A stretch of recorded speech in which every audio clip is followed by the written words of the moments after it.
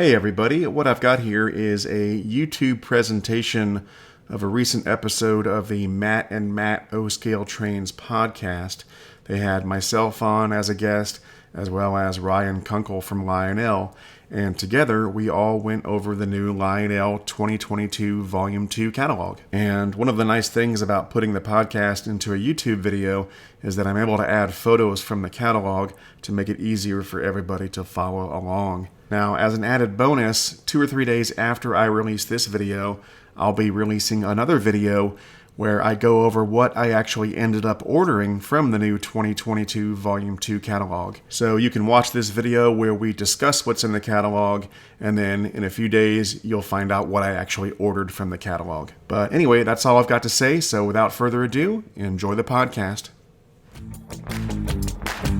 Good evening, everyone, and thanks for tuning in to episode 47 of the Matt and Matt O-Scale Trains podcast. I am one of your hosts, Matt Rochford, and with me, as always, are my co-hosts. Johnny, how you doing tonight? I'm doing good. How are you doing, Matt?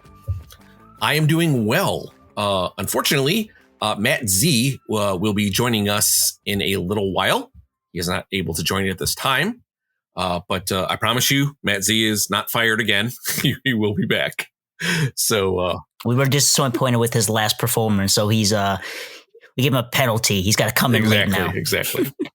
As always, you can listen to us on Apple Podcasts, Google Podcasts, Podbean, Spotify, YouTube, and Amazon Music. And there are a slew of other new ones as well. Choose your social media podcast app, and we're most likely on it. So. I also want to mention, of course, our Discord server. We're over, last time I checked, I think we're over 170 members on our Discord. So it is a great place to talk about trains. It's a fantastic community. We got a good mod team. All you have to do is click the link in the show notes. You're asked if you're a good person. You click yes, and you're in talking with folks. We've also updated our URL, so it is much easier to find us. You can find us on the web at m&mpodcast.com. That's the letter M, A-N-D, the letter M, podcast.com. And lastly, of course, let's talk about our Matt and Matt merchandise. We've teamed up with redbubble.com. So they are handling all of our merchandise. We've had several people buy things already. I think there's been a shirt, there's been a hat. I think someone bought a sticker. I will put that link in the show notes as well for everyone. So please, if you did or you're interested in something like that, please go ahead and head to that site and pick whatever you like. So there's no cars yet or any kind of big things out there with our logo on it, but I'm sure you can find something that'll meet your needs. Before we start, I want to give a shout out to our sponsor, Trains.com. If you are looking for a great deal on used and new model railroading products and want top-notch service, then please head over to Trains.com, where they have over 120,000 products with new ones added every day. You can also sign up for their newsletter to see newly listed and newly discounted products and receive advance notice of upcoming promotions. Now, I've been using Trains.com myself as well as my co-hosts, and we highly recommend them to our listeners. Now, if you're like us and you're always on the lookout for your next engine, join the Trains Rewards program to earn points on every purchase and unlock future discounts. And if you're an avid collector and want first dibs on new items, sign up for the private car membership to get early access to new listings, earn 5 points per dollar spent, and unlock great benefits like no questions asked returns. Now, guys, don't forget that you'll need parts to keep your engines and cars operating smoothly. And to do this, Trains has a collection of 15,000 plus parts available on their website for any item you may need. And also, if you're interested in downsizing your collection or know someone who is unfortunately leaving the hobby, Trains also buys collections. So head over to sellmytrains.com to get a quote. And Trains makes it easy to sell your collection.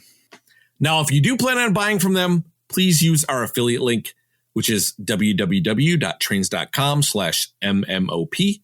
You can also use our unique one-time promo code MMOP for $10 off a single purchase on the Trains.com website. Well, now let's talk about tonight's episode. And we are back talking about the Lionel 2022 Volume 2 catalog. And as always, we won't be doing it alone. First, a gentleman who needs no introduction, Mr. Ryan Kunkel from Lionel. Ryan, welcome back to the podcast. Hey, great to be back on here with everybody. And of course, returning along with Ryan is our good friend and YouTube star, Eric Siegel from Eric's Trains YouTube channel. Eric, welcome back to the podcast. Howdy, howdy. Good to be back. Awesome. Yep. So you guys are veterans now of our catalog show. You know how it works. And without further ado, unless you have any quick thoughts or comments you want to make. Just a special thanks to our guests here tonight. Always a pleasure, guys, to have you guys back on the podcast. And let's see what we have in store for us tonight. Excellent. And just one other thing to cover, Ryan, since the catalog has been out now for almost 3 weeks, we been able to actually get some questions from the Matt Discord server family. So we'll, as we go through the catalog, if one of the questions has something to do with the material we're covering, we'll go ahead and bring that up. That's perfect. I think that's a much better use of our time and service to everybody out there. If we can answer some questions, I'm sure everyone's already had a chance to look through the catalog, make your first couple passes of wish lists, and there's always questions, there's always concerns, and hopefully we can answer some of those tonight and help you finalize your decisions before you place your orders in the next couple of weeks. Yep, spot on. As Ryan said, folks, we are not going to get into the nuts and bolts of all the details and all the features on anything, unless it's like something specifically that's new or something that's kind of really cool to that specific engine. Otherwise, we'd rather just kind of talk about why did you guys do it this way? Some of the paint choices, like a little bit more kind of on that side of at that side of the fence. So, all right. Well, for those following along, we are going to go ahead and start on page 14. And there is definitely something pretty cool here. And it is a brass hybrid Challenger. And I just have one question, and then I'll obviously let you answer and other folks can chime in. But what was your thought process about bringing the brass hybrid to the Challenger? Well, it's sort of a multi thought process that goes into these. Our brass hybrid program was designed to be a way for us to bring products to the market that, frankly, just wouldn't be a practical choice from a die-cast tooling perspective. If we're going to try and invest, the investment would have cost to tool this engine completely in die-cast. I don't know that we ever would have seen enough sales down the pike to pay off that investment. But still an interesting prototype, very distinctive, and something that there should certainly be enough interest in for at least a once around the horn production on these. And the Santa Fe Mikado sort of fit that mold. This is a really another great example that's right in that wheelhouse of a locomotive where we could share some of the existing tooling we already have. In this case, the frame from the Vision Line Challenger. But everything else really is all new, and in this case also all brass. CMA CSA2 Challengers, very different look, very different animal than the later Challengers we're all used to and that we've run many times. You compare this to side by side with a 3985. They're very different locomotives, and they were in service at the same time. So, this is one of those cases where we always hear, "Well, I want something new, I want something different." Not another Mikado, not another Northern, not another generic engine, and that's where these brass hybrids come in. This is a nice, big, distinctive steam locomotive that you could double head with your existing Challenger very easily, or run alongside it, or stand alone on its own. If you're a Union Pacific guy, you definitely already see the need for these alongside your other Challengers. If you're not a Union Pacific guy, if you're just a big steam guy, or you like distinctive locomotives, this is really where it's at. a lot of the same legacy features that you get. We didn't put all the same vision features into it, just really to try and keep costs a little bit more in line on the engine. We left out, for example, the blow down smoke or the dynamo smoke. But you still have the whistle steam. You still have the 3-speaker sound. You still have road number specific dialogue. You'll have the 4-digit addressing on this locomotive. So you still have a lot of those high-end vision features that we do in our brass hybrid engines. And what will set this model apart from all the other Challengers for sure is the very high level of detail that you get in these brass locomotives, because there's virtually nothing that's going to be molded into the engine. Everything's a standalone part. Your sand lines aren't molded in, and things like that. So you really appreciate all the detail that goes into these models when you see them in brass. Yeah, I like this a lot. I mean, it was kind of a slow build for me to get excited about this, because when I first saw it, the first day when the first pass through the catalog, I said, "Oh, okay, another Challenger."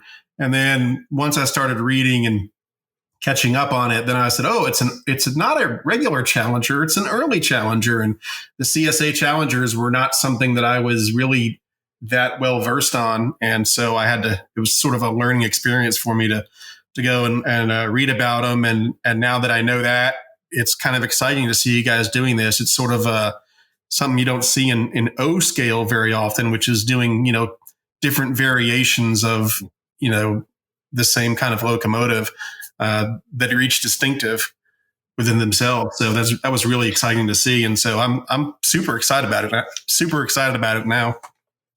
Yeah, there's several different detail variations on these. I mean, we kept them all in the post 1944 range after they've been converted to oil, but there were still a lot of detail variations on these locomotives, and that was one of the reasons too why we included an unnumbered version for each of the detail types, because there were even further variations and customizations. And I know that's not a huge part of the O scale hobby, but there are some out there who like that, and it gives you a nice jumping off point if you want to do something a little different with the model and change a few things up. You still have an engine, and if you just want to build a larger fleet, or you're part of a club and everyone else has the same numbers, all the hard work's done for you. You just need to get yourself a set of UP steam locomotive decals and put numbers on it. Everything else will be there. Yeah, these are really awesome engines, and they definitely stand out with Union Pacific Power, especially with thanks to the Steam program. You see a lot of the FEFs, a lot of the 3985, 3900 class Challengers, and the big boy, obviously. So getting a different variation of an early Challenger is definitely out there, and something for some folks to get excited for new tooling. I was talking with the guys here on the podcast before the show started, but our buddy Jason actually called this before it came out. He was saying, "Oh, Lionel's going to do these early Challengers," and we all thought he was crazy. And lo and behold, we all ate our words afterwards. But these are really nice engines. I got to ask, so what were some of the thoughts behind some of the alternative paint schemes, specifically like Greyhound and, of course, the fan favorite, the 49er Challenge, or as we love to refer to it as the hot dog scheme? The hot dog scheme. The custom, the fantasy paint schemes, they do so well for us that to not put a few of them out there at this point in the game would be a lot of lost sales for us. So I chose two here that have a good proven track record. Of course, for the Greyhound, there were some of the later Challengers that got the Greyhound paint, so it's not quite as far-fetched as the others. And it's just such a beautiful paint scheme, and it works so well that I never worry about putting one of those out there. The 49er scheme, it did so well for us on the first Challenger. The first time we did that on the Challenger, it was a real gamble. And I thought, what the heck? It's just going to be distinctive, and you'll either love it or you hate it. And I know there are a lot of people in both camps on that one. But for all those who love it, why not bring it back? And really, the timeline on these locomotives puts them right in that same time span. So if it was believable on a 3980 class, it'll be even more plausible on one of these slightly older designs. So why not? Yeah, definitely very cool. I think I've got my eyes set on the Pilot, just because it is a brass hybrid. I think the Pilot will showcase all that detailing really well. So excited about that. And I was actually telling someone a couple weeks ago or so that one of the things that I liked when Lionel went to the build to order scheme, at least the way I saw it, I don't know if it's really the truth, but seems to me that it was a nice benefit. One of the benefits of going to the build to order scheme years ago is that, well, now Lionel can throw out some fantasy paint schemes that they might have not done years ago, but now they can throw them out. If they get orders for them, great. If they don't, well, all they wasted was some ink in the catalog. But I think at least to me, it seems that it allows you guys to do a lot more variations in terms of paint schemes because they're built to order. Yeah, 100%. 100%. Although, to be honest, since we went to the build to order program, and that's been, 6-7 years now, at least. Since we went to that program, I think I can still count on one hand the number of projects we haven't built because we didn't get the orders. It's been very, very few that we don't hit the MOQ. But I think what it really has helped us do is balance the needs in the market with our production. And it certainly helped models hold their value once they're released. And it's helped us to, avoid the costly overproduction runs of things.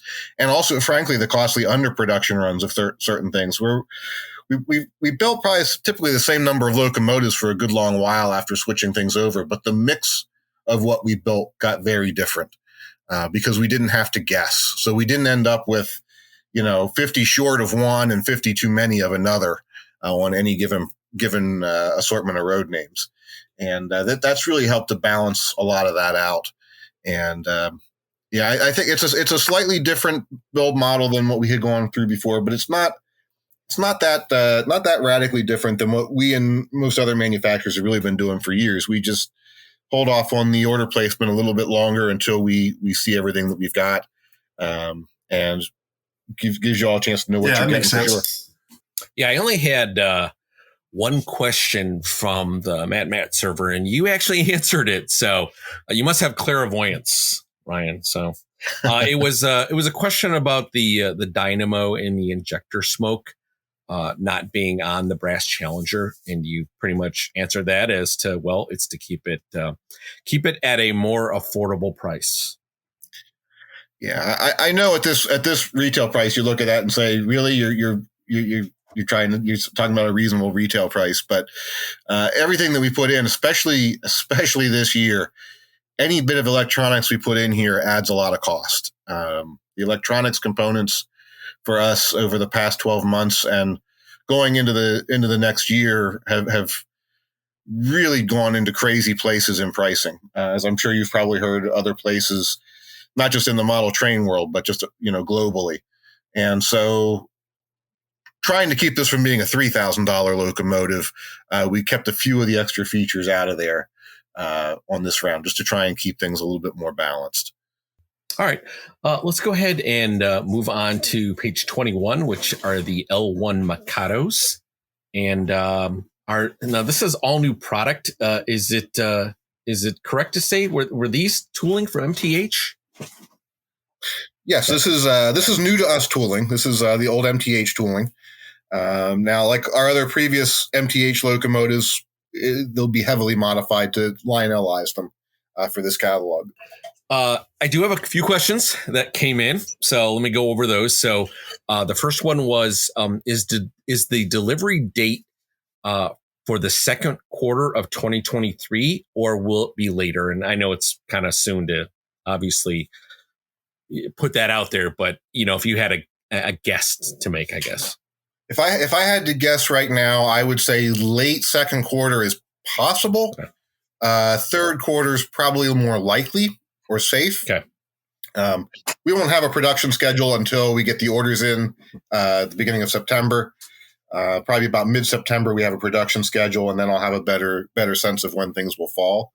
Our goal would be to try and get at least one or two projects out of this catalog, steam projects, done before the Chinese New Year break in January, to get the delivery spread out a little bit more.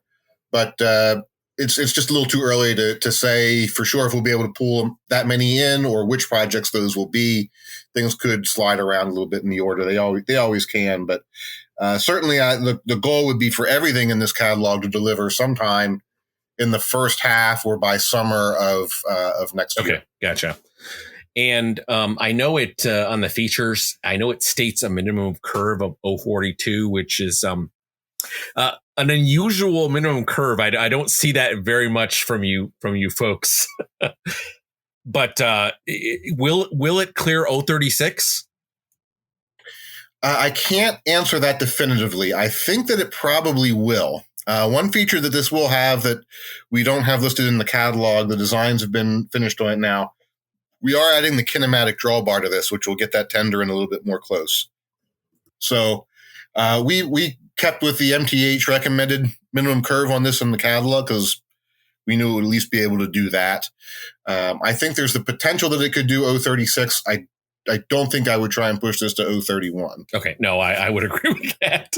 Yeah, 042 and 036 usually are pretty good buddies most of the time, but yeah, I think 031 would definitely be a push. Another question is, will this have ash pan glow? Yes, this will have ash pan glow. That's something we are adding. The MTH did not have that, I believe, but we're adding that in on our that was a good question because Excellent. I saw that glow on the catalog page, and I thought that myself at one point. So yeah, that's nice to see. I really like how Lionel is modifying the MTH stuff to, and I think I said this last time, modifying it to kind of Lionelize it and not just throwing it in the catalog and saying, oh, here it is, just like it was before. I think that's really nice to see all these features being added to these models.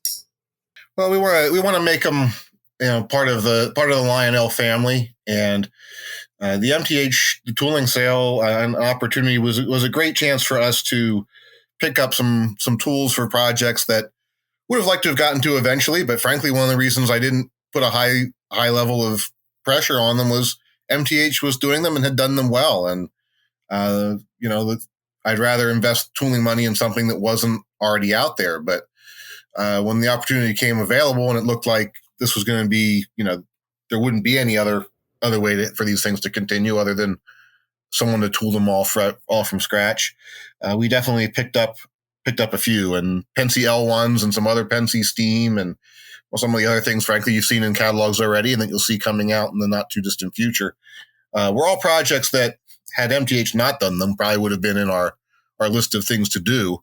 But the days of trying to go head to head and compete on every single project to compete for everyone's dollars just, doesn't really make sense in today's market. So we focused on things that hadn't been done yet. And this gives us a good bridge into a lot of products that we hadn't done. And as you saw with the challengers, we're still looking to do things that have never been done as well. It's just a better mix now going forward. Right on.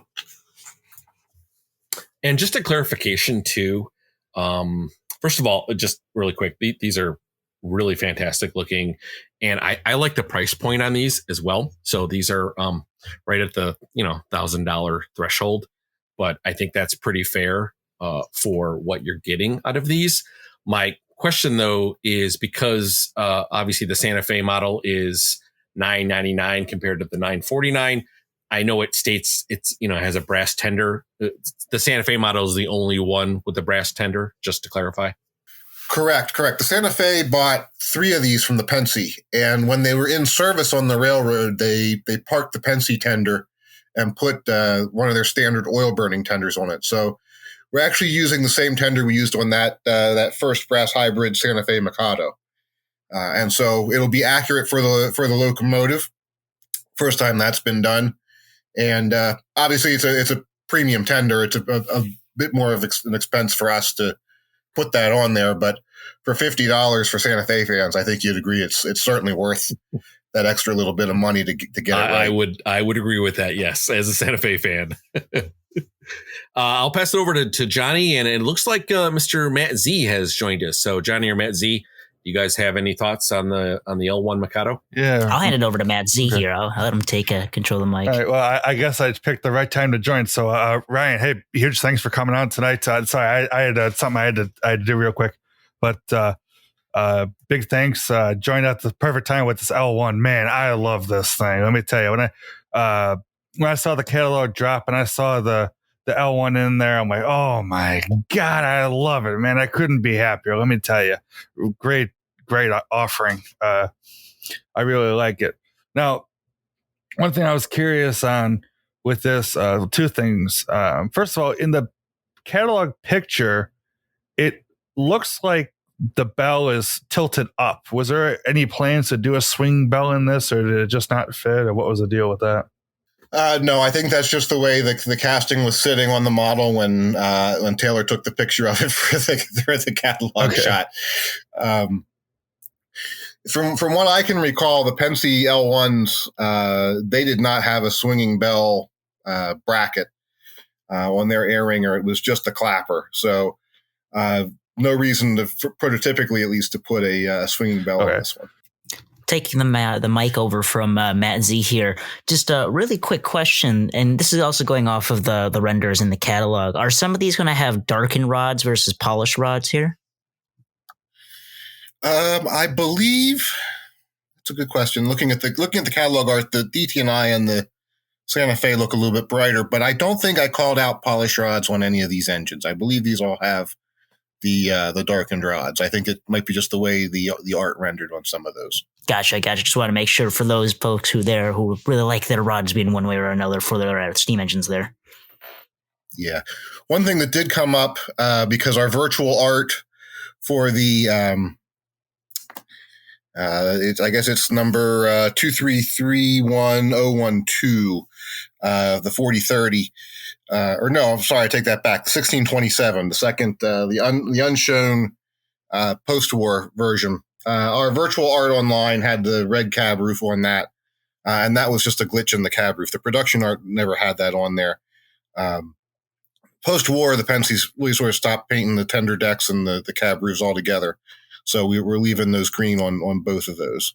But that was a question that's come up a few times in emails to me, so might as well address that one here as well. They'll both be, as you see them pictured there in the catalog. Excellent. Yeah, and Ryan, if you do have any questions that we don't bring up and it was something that you saw kind of come in via email or some other kind of social media, please feel free to kind of bring it up on the podcast here. Let folks know. I mean, we're not going to get every question, although we have some pretty dedicated fans in our Discord, which that have come up with some pretty interesting questions. But I promise you, we won't hit them all. So please feel free to bring up any of those little tidbits about any of the engines that we go over tonight. Oh, of course. All right. Well, let's go ahead and move on to page 23. And we have the Greenbriers. I'm super excited about this. Same you know here. What? Yeah, +1. Go for it. Go for it, Eric. Okay, so I got to ask, this looks like I have an MTH Greenbrier, and this looks similar. So is this XMTH Greenbrier?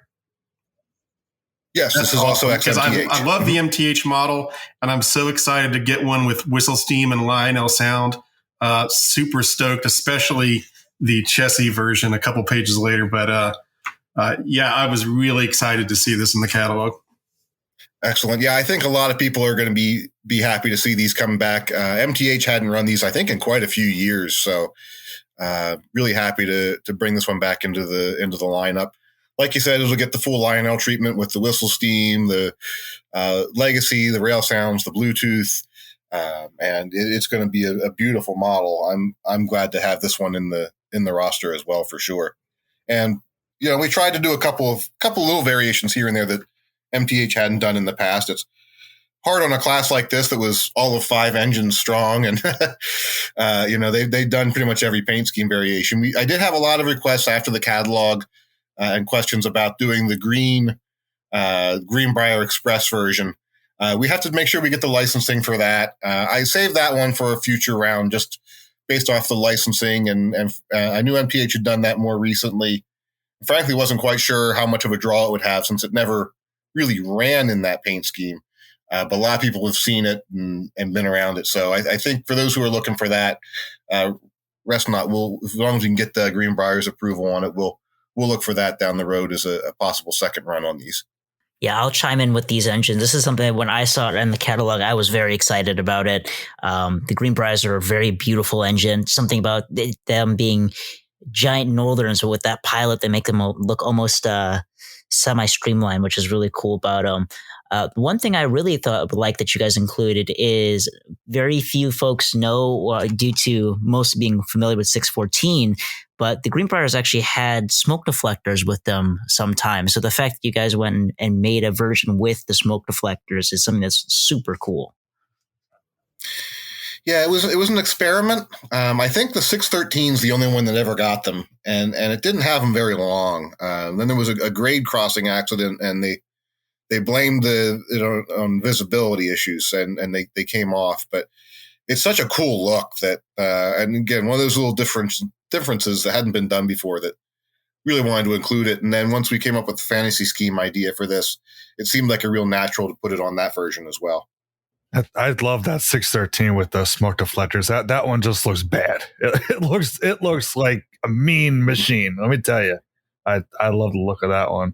Are the smoke deflectors going to be removable on the ones, or are they going to be just cast and you can't take them off? We'll probably have those cast on there.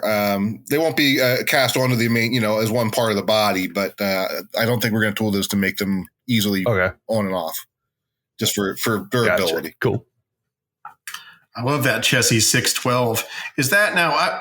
I don't. Is that orange? Is that Is that something that was done at one point? Because I always thought it was yellow.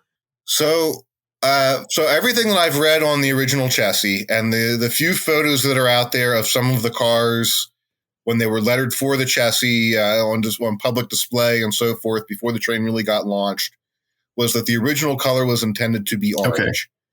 And that included the Hudsons, and I can't remember if the turbine was gonna have orange on it at first, or if that ended up going straight to yellow. Or, I mean, it pretty much went straight to the scrap line after it was in service for a few months. But yeah, we went with the orange as that was what C&O originally planned, and then they went to the yellow not too long really after. Cool. Down the road doing a yellow version of this, who knows? Maybe.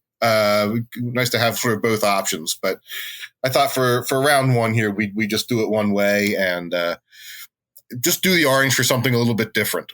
So the orange on the locomotive will match the band on the passenger cars as well. Super excited. I mean, this is one of those ones where when you're going through the catalog, there's some that it's a must have, and then others you kind of have to think about for a while. And this was immediately on the must have. I said, I got to get this 612. This looks so cool, and the matching passenger cars. Yeah, I think this is a cool one. It's a great looking paint scheme.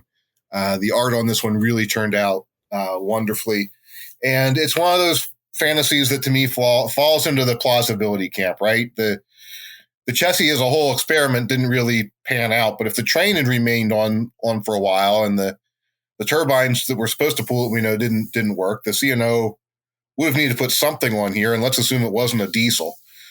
So why not take your most reliable and other most modern steam power and dress it up to match the train? And that would have been one of these Greenbriers. So that's the route we took with it. And I don't think it's completely illogical to assume that had the train survived, you could have seen something like this. If you lay awake at night worried about things like that. But at the end of the day, too, it's just a beautiful train. Could be a beautiful model, and it's going to look stunning running around anyone's layout. On the XMTH models, I meant to mention this with the L1. These are going to have the your guys' wireless tether, correct, with the drawbar pin? Okay. Yes. Oh, yes, absolutely. Yeah. The L1 will also have the kinematic drawbar, so that it tightens in on the curves or on the straights a little bit more. But they'll all have the wireless drawbar for sure.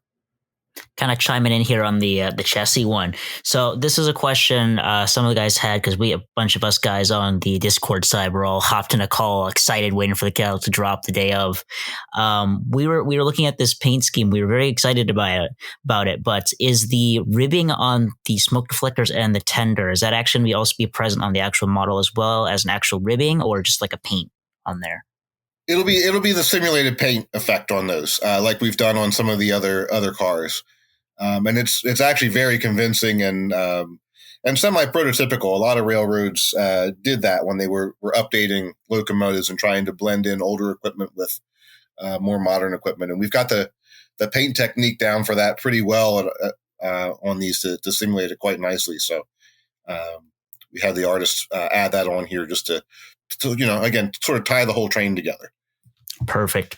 And then for and I can also attest for the ribbing. I actually got the ski train cars, and you guys did the same paint style in there as well. And yeah, it's one of those things where you have to physically touch it to confirm if it's actually real ribbing or not. So you guys do a very good job with that. And then my next question is something else we noticed when looking at this paint scheme. So there are some bits on the lower part of the engine that are black, also like the pilot truck as well. Are those going to also be black on the production model, or are they going to be silver like everything else in the engine? Most of those bits will probably be black, especially the pilot trucks. They're because they're a sintered metal. Those axles, at least, they don't take paint as well. So we usually try and leave them unpainted, just for that purpose. And then some of the interior chassis pieces and so forth, we'll leave those black as well, so they sort of recede into the background and don't compete for your attention on the model. Perfect. Thank you. Yeah, these are going to be really cool, and anybody who is excited to get one will definitely won't be disappointed. Quick question on the chassis passenger car 4-pack. It looks like the observation car is also a Vistadome car, which I actually thought that was kind of cool. Yeah, that was one of the cool features of the original train. It had the Vistadome observation. There weren't a whole lot of those, but that was one of the trains that was going to have it. I think that exact dome eventually ended up on the Rock Island. I think that became their Big Ben, if I'm not mistaken. Interesting. Okay. All right. Yeah. Another question just for the passenger cars for this set. Now, once again, I'm just going based off the renders. I do notice the diaphragms for the main dome car in the 4-pack doesn't seem to line up with the one from the other cars. Is that still going to be the same in the production model, or will that be changed?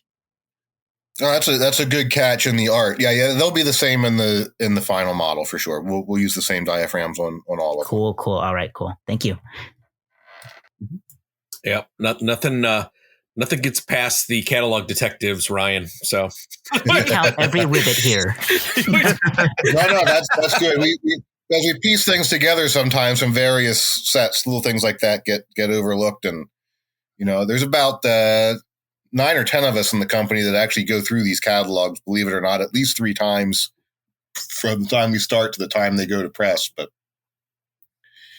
after you've looked at them so many times, you just start to miss stuff, even when it's obvious in front of your face. It's always like that. Everything starts to blend together. For sure. Mm-hmm. All right. Yeah, the N6B cabooses do not have removable coal loads, and the Mikados are not the same length as the Greenbriers and the 260s. Oops.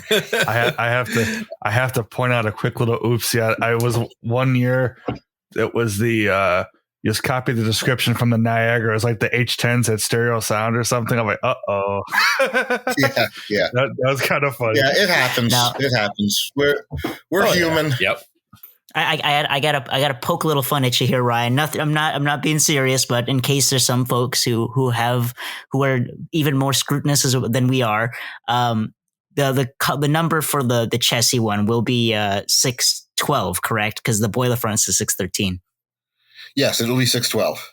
Okay, just want to make sure. I thought that was the case, but there's probably somebody out there who had that question. Yep. The chassis will be 612. 613 is the other elephant ear version. Cool. Both in the beautiful standard versions. black. Awesome.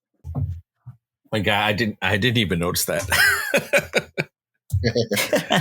All right, let's go. Let's go ahead. Does anybody have any more questions on the Greenbriers before I move on? Let's move on.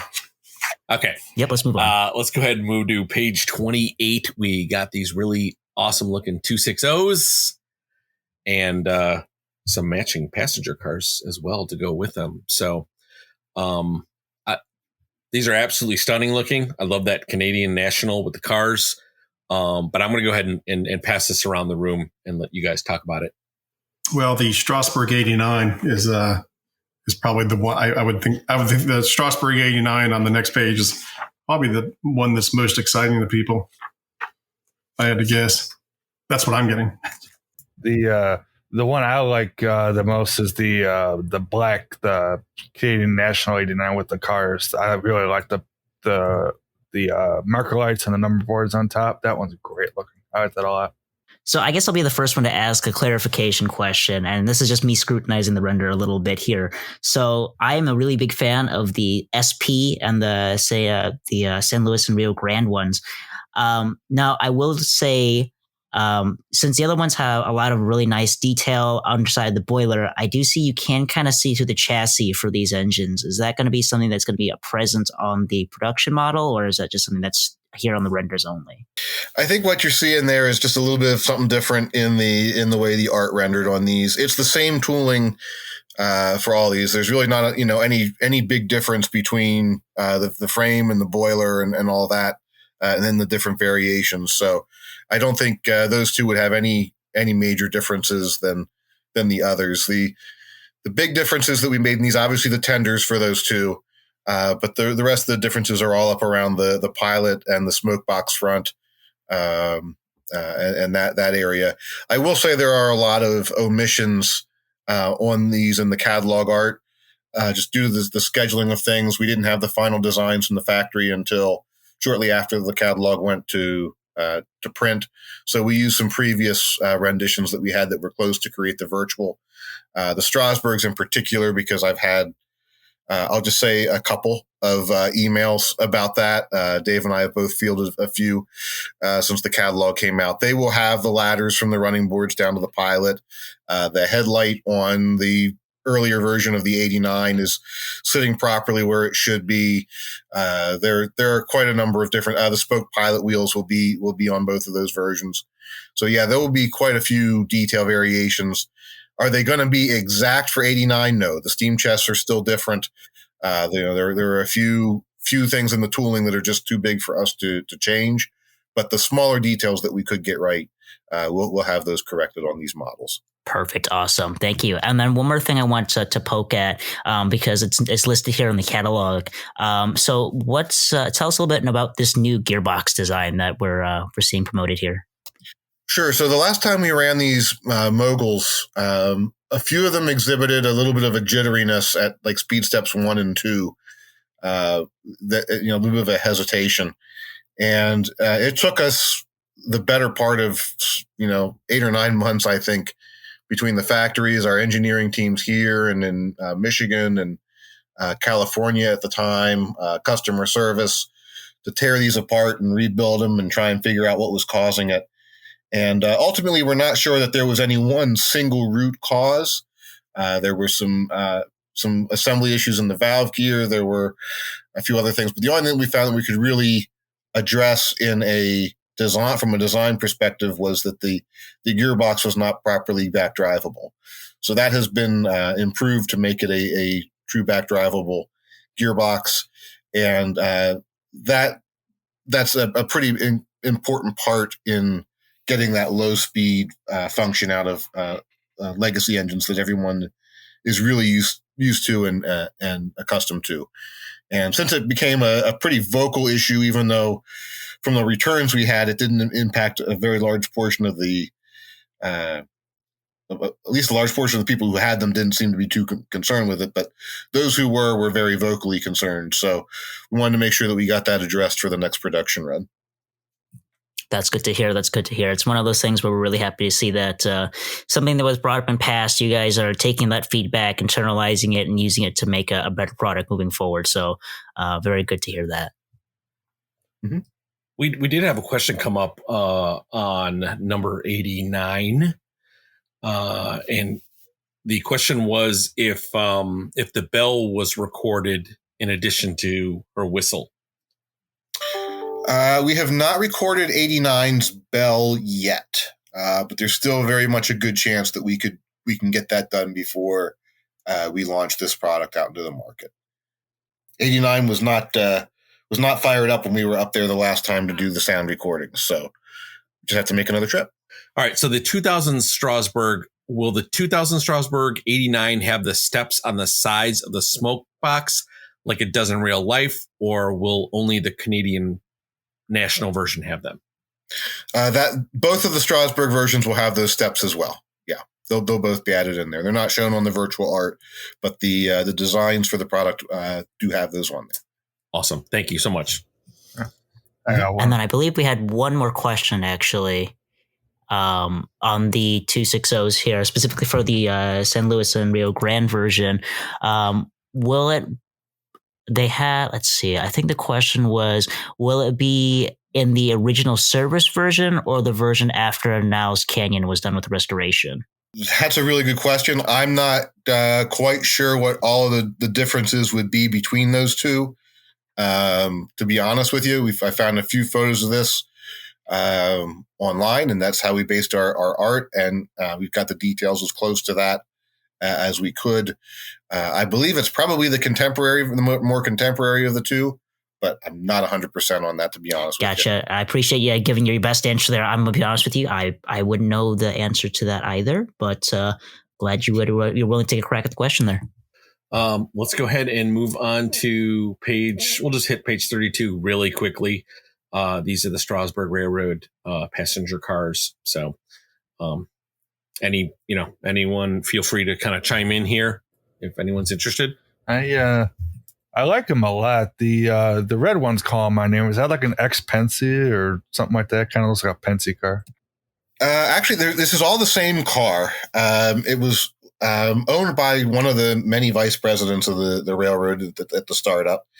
And they used it as a private car, and they traveled. It stayed at Strasbourg sometimes, but it also left home rails a lot and toured the country a bit. The car is originally a New York Central car.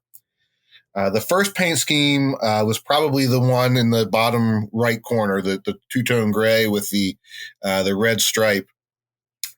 And then I'm not sure if the red came next or if the red came last. But they went into their green phase for a few years, and then they painted it that light brown, tan, and yellow to match the Paradise. Paradise wore that green paint too for a little while, the observation car. So may have to do that one down the road as well. But the two of those would pair up nicely together sitting on the station platform.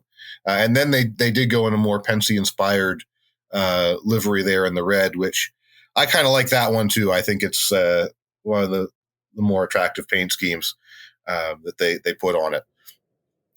But yeah, there are quite a few photos of it out there, and no two of them seem to be in the same exact decoration.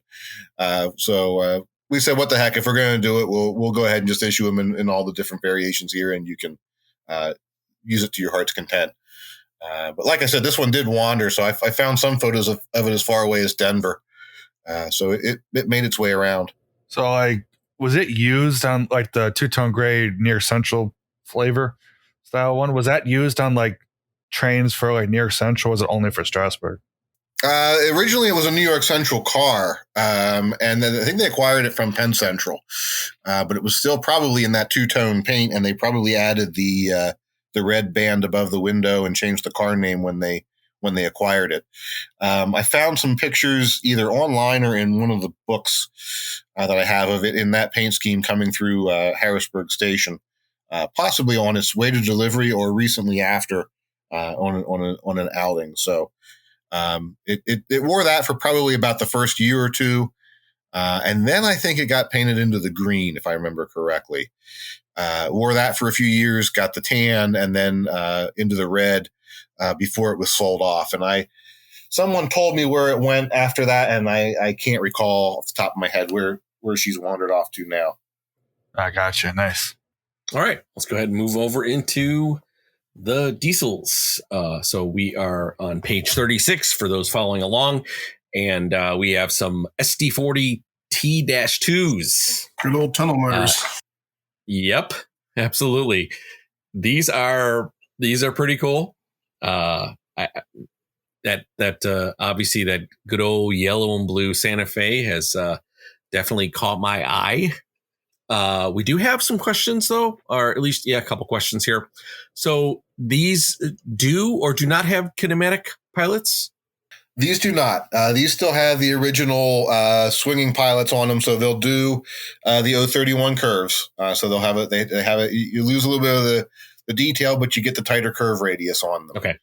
We've converted a lot of our locomotives. These haven't gone through the conversion yet. So for those who still like the smaller curves, this still gives you a good locomotive to use. Gotcha. Awesome. And something I noticed, and obviously this was in kind of present in the previous catalog as well, is it looks like a lot of your diesels are kind of, you got like the main, obviously full-fledged diesel engine, and then you're also offering the super base version. Is that kind of going to be like a standard moving forward with these diesels? If the sales keep holding up this way, it will be. It gives a nice option. I think the super base was not a regular production piece for a long time, and we brought it back a few years ago, and people really embraced it. We were doing it in multiple unit lash ups, like F7s and FAs and stuff like that for a while, but it really hadn't been done much in, I'll say, more of a standalone type of locomotive, right? And I think this is nice because you can take a super base and mix it in with a more varied locomotive concepts. They don't all have to be SD40 T-2s, right? You could put it in with an SD45 and an SD40 or a -9, whatever you wanted, and get one of those more eclectic modern locomotive concepts, but have that same bassy sound effect in there. And that's what I kind of like about it. I think it's a neat way. You don't really necessarily need the extra motors and the extra power in that situation, but having the extra bass and the sound can make a big difference, especially if you're running as a club layout or at a show where you've got a lot of other noise to compete with. You want to get the max out of your training. Yeah, I agree. I've really enjoyed seeing the super bass come to the individual units. Like you said, it's I think it's a kind of like a non-powered unit on steroids, where you get all the benefits, but there's no motors, and so you're able to save a little bit of money, and yet get all the lights and the smoke and and of course the super bass sounds. The super bass, they do have smoke, right? I can't remember. Yeah, they do have smoke. They have smoke. They have full lighting. They really have everything but the motors. And the thought there is, if you have it in the consist and they're all smoking away, you don't want this one to stand out as the only one that's not, especially when it's the one that sounds like it's working the hardest. So we make sure we put the smoke in there and give you the lighting. So if you wanted to put it at the front of the train, you could, or mix it in wherever you wanted to. Yeah, I like that. That's really nice. They all look great. I love the Paul Simon paint, the Kodachrome. I love that one. I think I poked fun at Matt R because he loves his Santa Fe. I mean, but I'm trying to turn him to the DHL delivery scheme there. I like that. That's the one I'm getting, is because it's. Oh, is it? Yeah, because nice. I don't have anything else like it, and it's just different. So that's the one I think that's the one I'm getting. I'm not a Kodachrome guy, but that does look sharp. I have Stockholm syndrome. I like it, but I really don't. But I really like it. It does. I think the silver trucks on it really make it kind of pop out as well. Really help a lot. Mm-hmm. And for you kids at home, if you don't know what Kodachrome is, when you used to have to go buy film in the drugstore, the box it came in was that kind of color, and that's what it is. It's a film. It's a camera film. Yeah, and for those same kids, film is this thing we used to have to use to take pictures, and we couldn't do it with our phone. You had to buy a separate device called a camera, and you had to load these things manually, and you got 24 shots, and then you waited a couple of days to a couple of weeks to see if the pictures turned out. You take 24 pictures, and maybe if you're lucky, 6 of them would turn out okay. And the rest of them would have your thumb in them. Your thumb, or they'd be overexposed or underexposed. Yeah. It was the dark ages. I did have a question on these though, and it relates back to the fixed pilot thing. Is there a plan to maybe include like fixed pilots like separately in the box for any of these engines, or is that something that you guys haven't looked into yet? Not on these. I know people have done conversions of these many times over the years in the past, putting in a shim and screwing the pilot directly onto the frame. It's very doable with a little bit of modeling skill and patience. So it's definitely something you can do. And I'm sure if you go out on the forums and whatnot and look, you'll find places to see that done and see how it's done. It's sort of the way a lot of O-gaugers have been scalifying 3-rail trains for decades. And we really haven't changed that much in that part of the tooling to make it any different now than the last several runs of these models. Down the road, will we put a kinematic on these? It's something we'll probably look at some point. It's not a conversion that I'm rushing into because I hear from both sides of the community on that. Some people really want more fixed pilots, or at least more kinematic pilots. And the 054 minimum curve is not an issue at all. Others, anything over 031 is an issue. And the more we gravitate towards the other market, the more they feel like they're just being, glossed over with their tighter curves. So we're always trying to find that balance and keep a little something out there for everybody. Gotcha. Cool. All right. Well, let's go ahead and move on to page 39. We have our FA2s. And then before we actually get started on the model itself, I do have to say, I'm not a betting man, but I'm pretty sure that there are multiple people at Lionel that absolutely love Halloween. Because your Halloween stuff, like in the last several years, has been like out of control, and it's been absolutely fabulous, especially on the sound side of the thing. The sound side of things. We definitely have a few Lionel or Halloween junkies at Lionel for sure. Megan, one of our project managers, who you've seen on us with several times talking things, she's done our accessories. She's now taking over more of the sets and traditional rolling stock and locomotives as well. She is all about Halloween, and she's the creative genius behind a lot of these. One of our artists, Sarah, does a lot of the art for these. She's a Halloween fan. She didn't do the FAs in this catalog. They came from Caitlin. We've got a few people who really love it. I think there's also just a lot of us who enjoy having fun. And people know I'm one of the sort of prototype train guys, but I like to have fun every now and then in non-prototypical ways, and putting cool sounds and putting cool graphics on an engine, and putting something on the track and just hearing it and go, okay, that's just cool. There's a fun factor to that makes the job more interesting. And if we're having fun, I figure you guys are probably having fun with it too. And I know we take some of these Halloween trains to shows and we run them, and heads turn, right? You hear that werewolf howl instead of a whistle, or you hear just the crazy sound effects we put in these, and the great graphics that we've done on a lot of these things. And it makes you want it right then and there. The catalog doesn't always do these justice because you don't get that whole wow factor that you have when it's in your face and running. Yeah, again, the Halloween one is just outstanding. In fact, I think I would have to say it's probably my favorite one, and I would even consider ordering that one. I think it's just, I love the graphics on it. The fact that you have, like, again, not to kind of like keep hopping on the Halloween stuff, but I love those spooky sounds, the Halloween sounds. It's just something to run at Halloween. People sometimes want an excuse to be able to run holiday-ish type engines, and this one definitely gives them an excuse to buy one for sure. Yeah. Well, what I always tell people is, if a lot of our market is seasonal, they get their trains out, in the late fall and run them through the Christmas holiday season and then pack them up. I say, if you have a Halloween train, now you don't have to wait till closer to Thanksgiving to get the trains out because you want to run your Halloween train, and that's a fun little decoration to have in the house. So it gets your trains out of the boxes like a whole month earlier, maybe 6 weeks earlier, and that much more fun playtime with it. So you got to have at least one if you're a seasonal model train guy. Absolutely.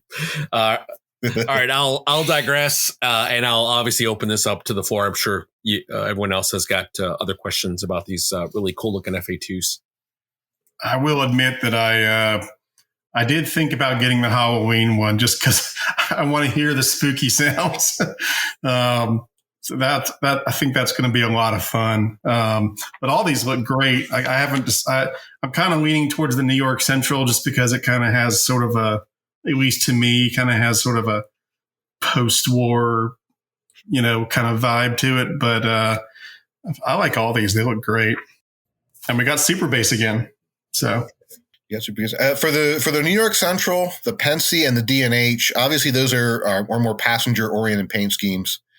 As opposed to the freight paint schemes. The Central and the Pensy both had FA2s for freight service. They didn't really put them in passenger service, but sort of going back to what we were talking about just a few pages ago with the tighter curves and smaller layouts.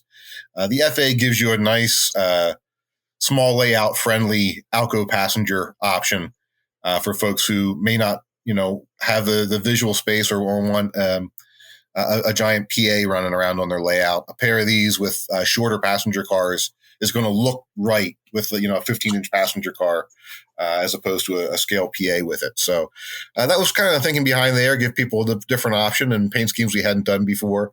I think those turned out quite nice. Yeah, that Marine Corps one is really cool too. It reminds me of something that was either done in the post-war years or maybe MPC era. And it kind of has that vibe to it too. So yeah, very cool. That was absolutely the inspiration for that. The 212 USMC FA, like we did with sort of our pre-war inspired, our template inspired scale sets a few years back, taking an older train from Lionel's catalog and just putting it on a scale body with with all the details and features. We've had a lot of positive response on that too. The military trains in the last several catalogs have been a huge success for us. Wanted to do something a little bit different this time and combine that with that post-war MPC era feel on. Yeah, I've always been a big fan of when you guys do kind of modern scale representations of some of those classics, like the Vision Line 700E and the GG1. Stuff like that. So it's always cool to see that stuff.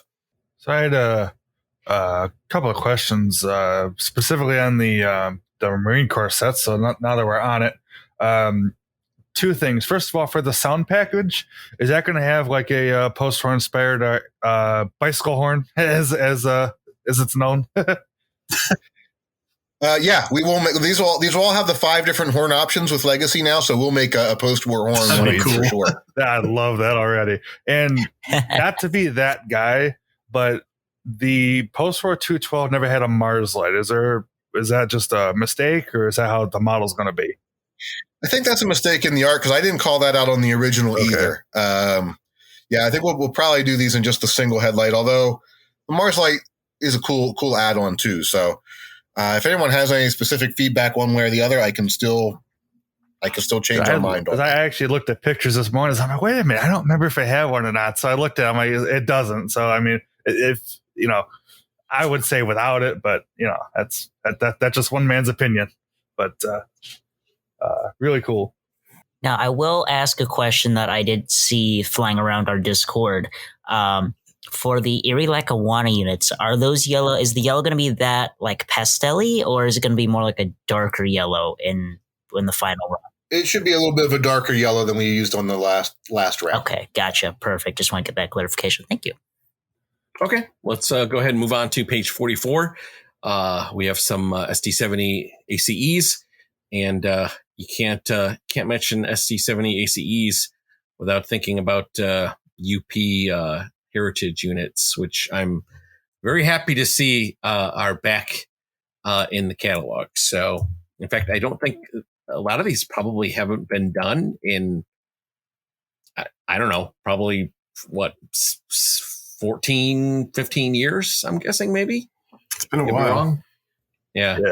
It's been 15 years since these were done. I believe at least the prototypes came out in 15 years ago, and I think the Lionels were not too long after that. So it's been well over a decade, and the prototypes haven't changed too much over those years. But we knew there were a lot of new people in the hobby. Probably with them all coming out at once like they did, there were probably people at the time who only got one or two and have seen more of them since, or would like to complete the set. So they're going for crazy prices on the secondary market. It felt like it was time, and from a few of the dealers I've spoken to, they're happy to see these back too. They said that people are really excited to have them in the catalog again. So, it's sometimes it's okay to redo something you've done before, and this is a good example of that. No, I'm really, really happy when you guys do stuff like this, especially the heritage stuff. So hopefully maybe the Santa Fe heritage ones will be in the future at some point. Hint, hint. But I have the Chicago Northwestern 1995 still. You're welcome. And yeah, I knew of course you were going to say that. But to actually keep going here, I really like these thank you to all essential workers and the thank you to veterans that you added in there as well. I think those are really, well, first of all, I'm glad those exist, obviously, but those tend to be good sellers too, because people really like those, that paint scheme on both of those. Yeah, the fun part about SD70s is as soon as we do a run of SD70s out in the prototype world, like 2 or 3 more great new paint schemes for SD70s show up right after we put the catalog to print. And that's sort of what happened with Montana Rail Link units the last time we did this. And now, of course, in the last couple of weeks, Union Pacific's updating their image, and Ferromex has some new units out. So I guess it means we just have to do another run of SD70s another year or two. That's right. Oh, go ahead, Matt. Yeah, these are great. To the guys, I had the original runs of I had the SP and the Chicago Northwestern. Those since have gone to other homes. You're welcome, guys. I wonder who. I wonder. I have no idea. But I love these. These are great engines. It's nice to see them again. I like Matt. I love the Montana Rail Link, the special ones. Those are just fantastic. I did have a question on these, though. Are these going to have like a gloss paint, or are these going to be like a matte finish? I was about to ask the same exact thing. Well, there you go. Yeah, I don't think these won't get a high gloss. We'll probably do sort of not a flat finish either, but sort of a mild gloss on these so that they have a fresh look to them, but you're not going to have that, dripping in gloss paint effect. Sweet. Cool. Yeah, that PRLX one is really cool. At first guess, and you just first glance, you think, oh, that's just a CSX one, but it's a PRLX and CNO, so that's a really cool, unique looking one. Yeah, well, that was the heritage unit that was never supposed to be. That a couple of employees took it upon themselves with one of the prototype units after it got sold to PRLX to make their own decals for the nose and the sides, and it ran around for a few weeks like that before, someone caught up with it and said, we got to get that off of there. But neat story. There's a few pictures of it out there on the web if you find them. That's fun. And CSX gave us the blessing to go ahead and do it. So we said, yeah, let's add it into the catalog. That's really cool. Okay, let's go ahead and move on to page 48. And we have the H1544s. This looks like is this an XMTH? No, this is Lionel. We had the tooling for the H1644, and the primary body difference. There's really not. There were a lot of small differences in these locomotives, almost from build order to build order, both the H15s and H16s. But the biggest general spotting feature difference was the trucks. The H-15s will have the AAR style trucks under them, as opposed to the FM trucks under the H-16s that we've done previously. And the handrails, on the H-16s, some of them had handrails mounted on the side of the body, which is how low he styled them. But they quickly started moving those to the outside of the running boards, like you see on most units. But all the H-15 production had them on the body. So we've moved the handrails in. We'll put the correct trucks under them. And we'll do a little bit of work with horns and things like that to make sure that they're as close to the prototype as we can get them. There are some variations in vents and exhaust stacks and things like that were, if not road specific, sometimes from one locomotive to the next specific. And the tooling's just not quite flexible enough to do that. But doing the H-15 gave us some great new paint schemes that we hadn't been able to do before.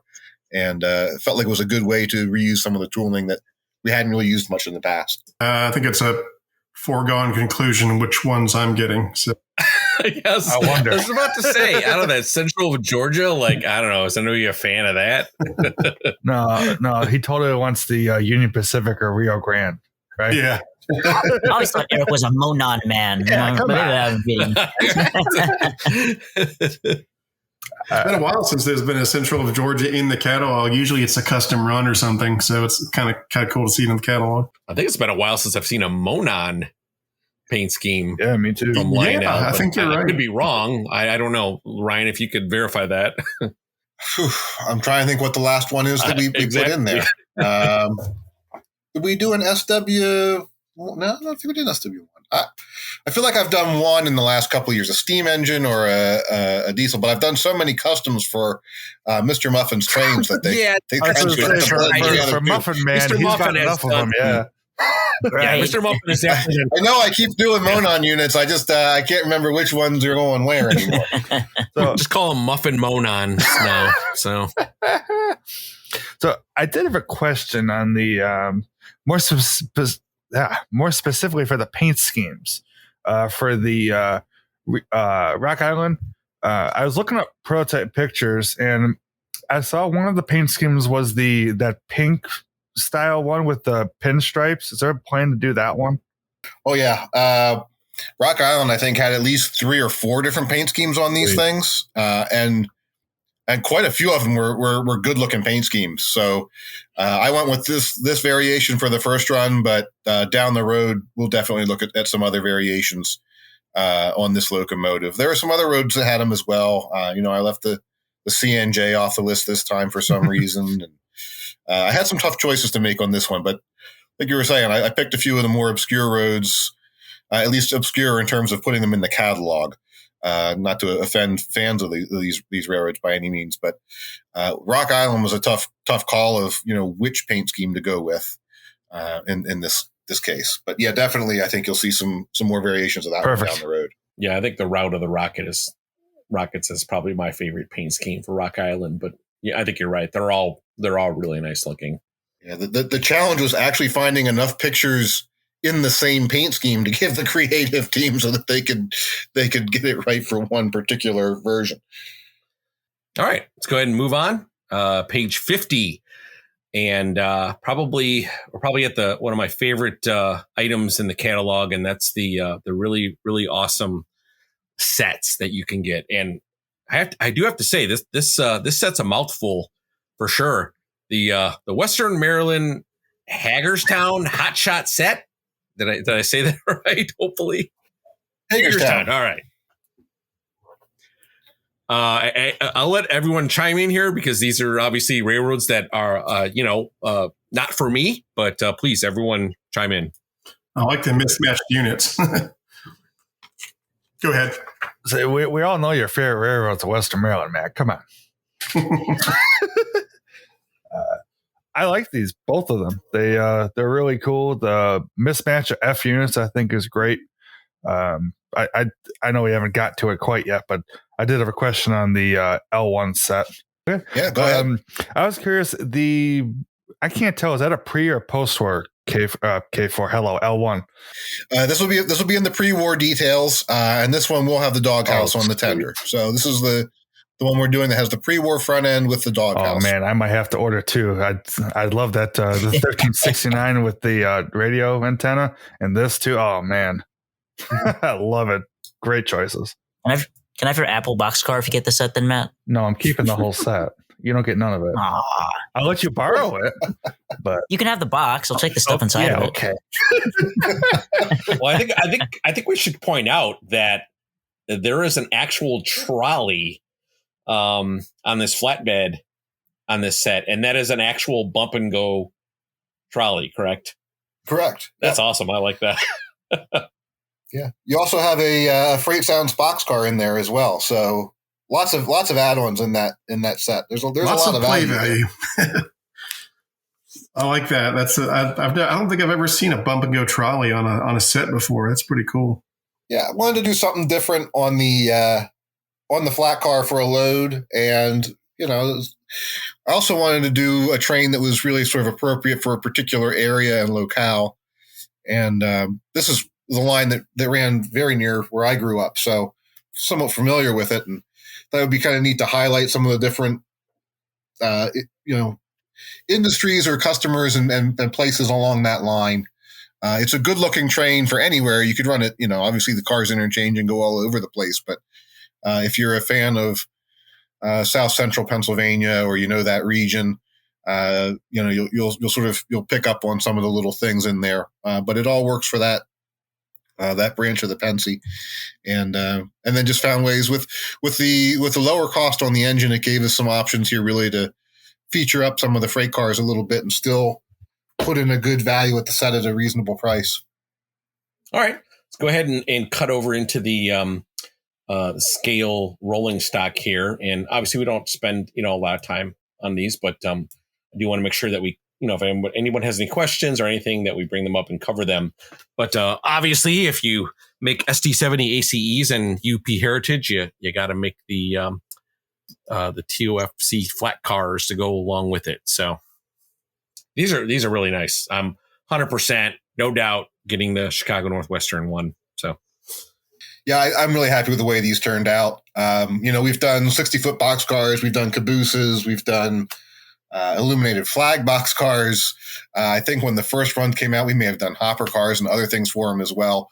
We had never done this type of a freight car, and whether you're running a whole heritage consist or you're a fan of one particular of the fallen flags and of your own, or you just they also just sort of work as a good standalone freight car. So I think these have appeal on multiple levels, no matter what angle your love is for the heritage program. All right, let's move on to page 54. We got some 60-foot box cars here. I think was there a question, Matt, on the 60-foot box cars? Yeah. So one of the guys asked, you guys going to do more of the patched cars and more leasing road names? That'd be really cool to see.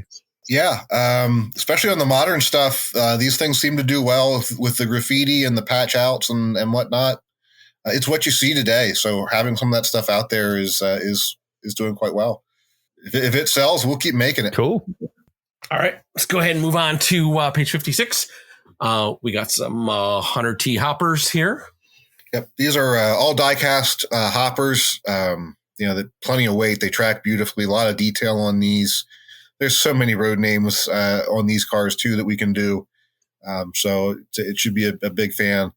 If you look in the notes on these, you'll see there are some different deco variations in some of the road name packs.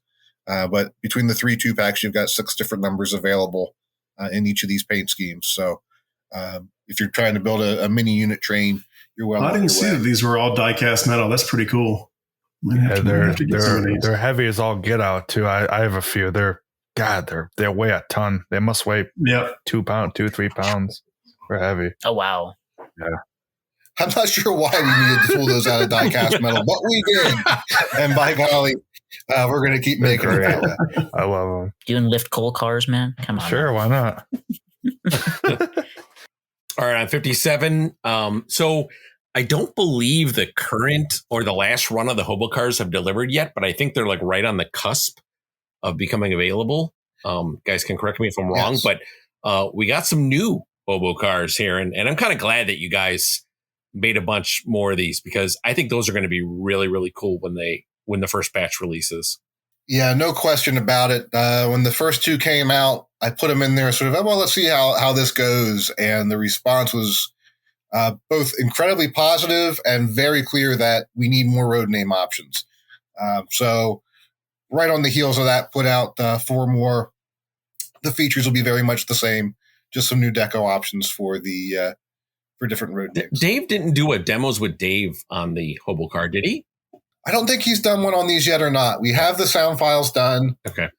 We've done the samples. I can't recall if he did that. We had so many things coming in at the same time, early this summer, late spring, that more stuff to do than time to do the marketing on it, really, unfortunately. But Dave gets to be an engineer first and online social media talent second. Yep, absolutely. And so we, but definitely one, if we haven't covered yet, definitely needs to get covered on a demos with Dave here in the not too. I can't wait to hear the sounds on these. It's always these sound cars are always just, they're so fun to listen to. I mean, you listen to them and you can tell you guys had a ball recording them because some of the ones are pretty hysterical. Yeah, we get a little bit. We're given a little bit of leeway. We don't have too long of a leash to run on, but we do have some fun. Very excited for these ones. I ordered the first round of them. I think I might have gotten the Erie one for the first run, but I see Cotton Belt, and that's the closest I'm getting to SP, so I'm going to jump on that. Now, I think this might just be a labeling thing between the first run and the second runs of these. I think the first one said they were pewter figures, and these ones are saying plastic. Are they still going to be the same figures as the first run, or are they going to be different? They'll be the same figures, but they'll all end up being plastic. The tooling was supposed to be pewter, but it turns out it was actually plastic tooling figures on those. So it's the same figure, the same detail, and they're painted up and glued in the car. So really, you won't tell much of a difference anyway once you see it on the model. But it'll be the same figure set. Cool, awesome. Yeah, very excited for these cars. Yep, me too. Yeah, the door will be open like that on the model, right? You won't be able to close it, I take it? I think the legs of the figure sit just inside the door. If you wanted to close it, you could. Not sure why you would. So it kind of defeats the purpose. The door on the other side obviously could be opened or closed however you wanted to. Got to hide from the railroad bulls. Come on. Yeah, that's true. Yeah. I mean, back in the days before the police, There you go. That's it. What I like about these is they work really well if they're running in your train, but they also are nice when they're just sitting on the siding or sitting in the yard. You still get the enjoyment of the sounds out of them either way. Definitely. All right, let's move on to page 58. We got some cabooses here. We got 2 types here. We got N6Bs and we got Northeast cabooses as well. I'll just open it up to the floor. Whoever wants to chime in.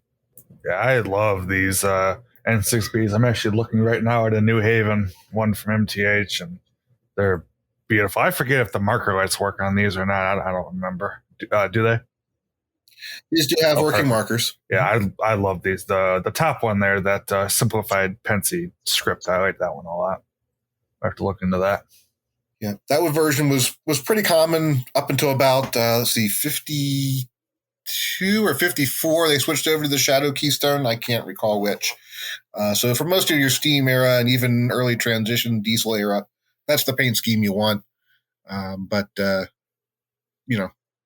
each their own.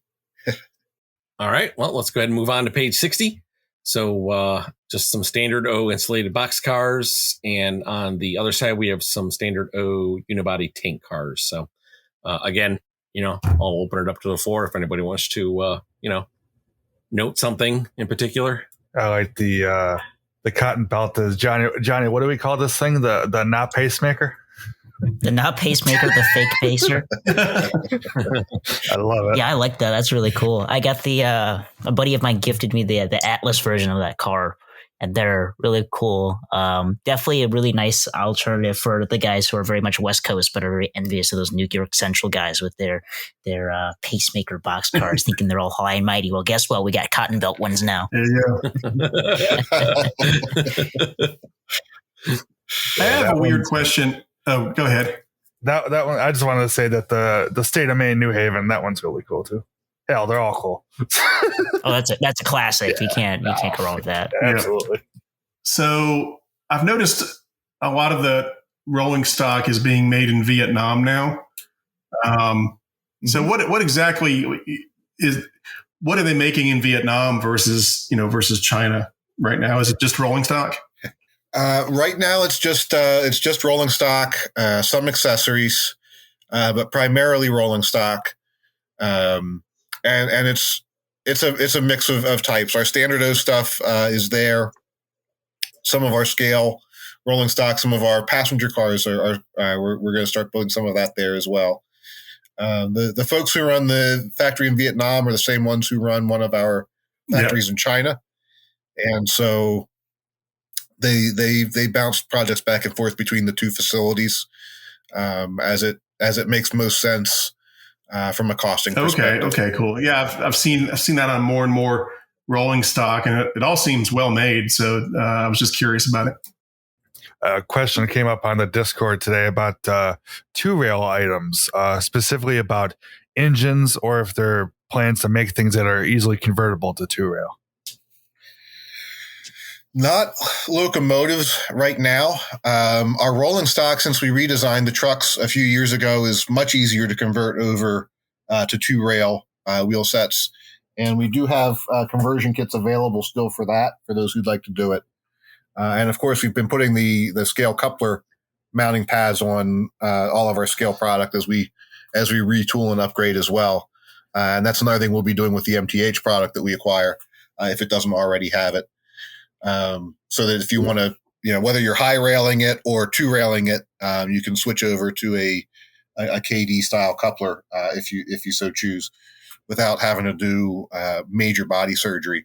So we don't plan on offering two-rail product directly, but places where it doesn't cost us too much to make the process a lot easier for you, we're definitely taking those steps to make it more feasible.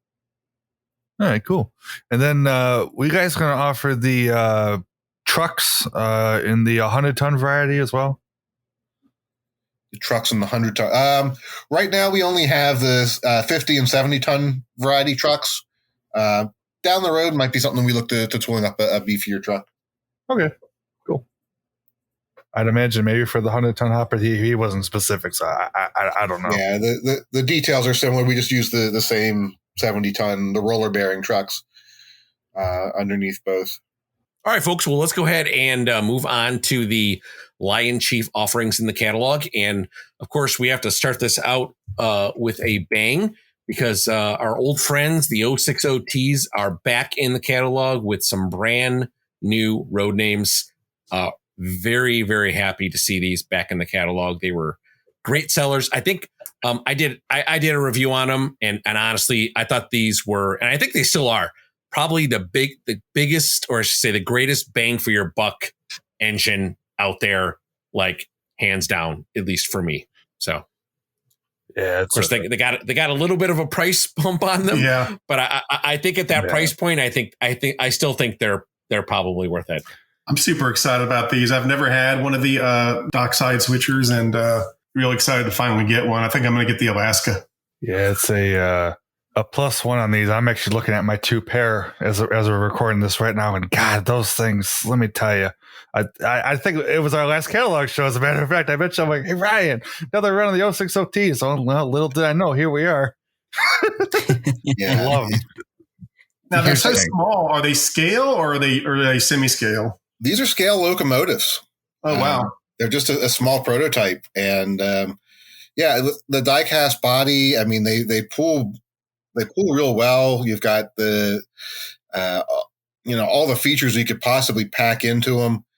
It's really a great value. The cost increase is unfortunate this time around. It's all in the electronics costs.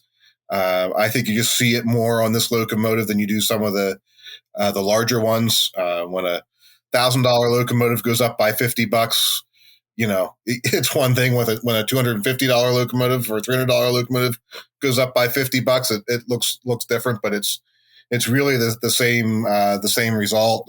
Some of our small components that used to cost, about $5 to $6 a piece. When we can find them right now, we're paying upwards of $40 a piece for them.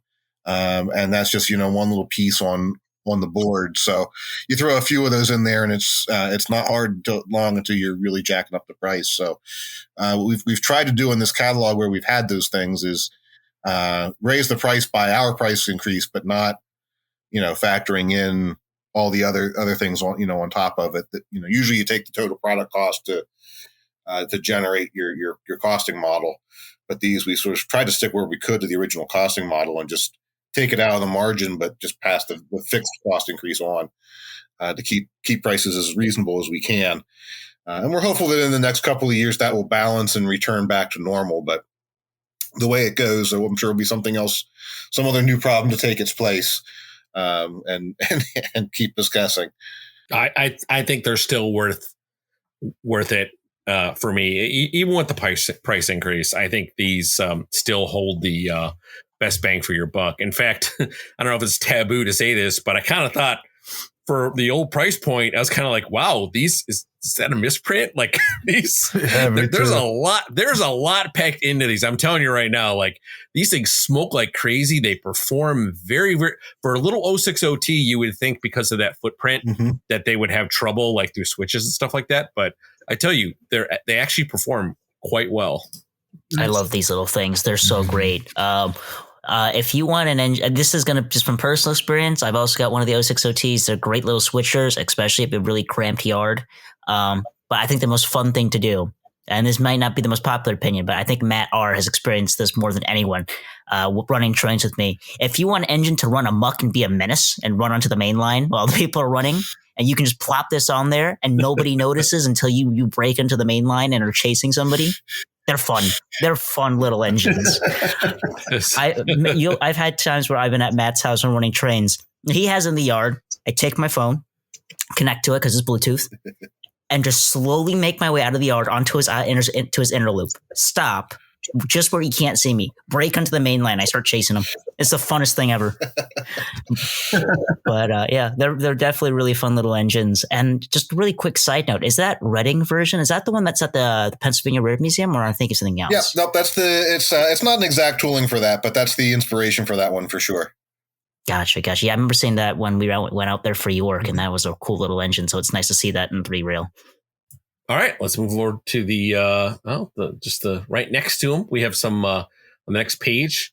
We have some NW2s, and these again look phenomenal. I mean, the stuff that you guys are putting LionChief Plus 2.0 in just have been absolutely spectacular. I think people love them and they eat them up.